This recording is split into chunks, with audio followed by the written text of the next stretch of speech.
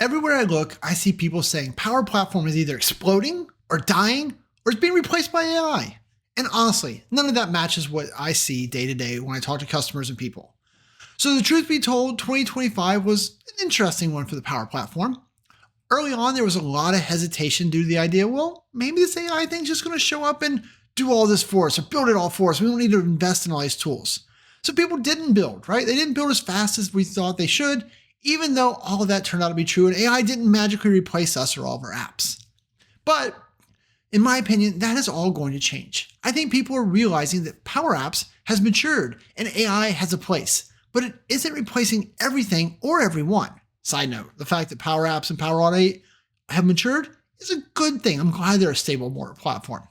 So that means instead of the constant change, they're more at a steady state, making them easier to build on and invest in.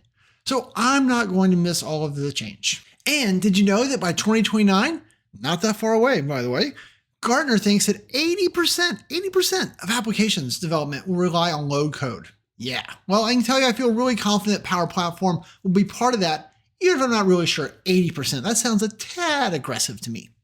Now, don't get me wrong. I do think that 2026, whatever that number is, we'll see lots of AI, but not as replacements for the tools we know and love, more as augments. Copilot Studio agents are going to be hot. And really, one of the best ways to get more AI is to sprinkle some AI to existing business solutions. Maybe that is adding an AI prompt to clean up some inputs. Or is it an agent to triage your reports?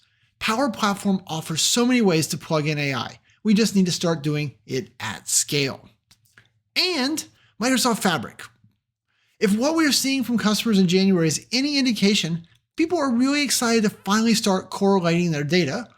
And everyone has lots of data. So now is the time to bring that into one place and start to use it with and without AI, right? Those lake houses and all those weird things that they have. So with all that said, though, here's the challenge. Everything that I just said are a bunch of my educated guesses, the vibes that I'm getting from talking to people, right? What would be really helpful is if we all knew what the plan was. So to that end, drumroll please, I am launching the State of the Power Platform and Copilot survey. So this is your chance to share your plans for these tools in 2026 and to find out what you and all of your industry peers are thinking. So let's all stop guessing and start telling. So this survey is 100% anonymous and it isn't going to be used to sell you all a bunch of crap. It's just your chance to have your thoughts heard and to hear what others are thinking. If you fill it out, you can get a copy of the full report sent back to you once it's done.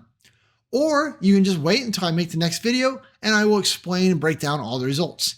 Either way, the data is coming back to you, right? This isn't for me. This is for the community. This is to help us all understand what's going on so we can all better plan like how much we should invest and what others are doing. So when we actually released it earlier today, and in the first couple of hours, we already have 100+ responses. Can you believe that? So that shows you that this effort matters and there are a lot of people invested in shaping this story, right? So that's awesome. So grab the link from the description, right below, up, wherever I put it at, and get to sharing your information. And let's all work together to plan out 2026. So the survey closes a week from Friday, so hopefully you'll fill it out. Thanks and have a great day.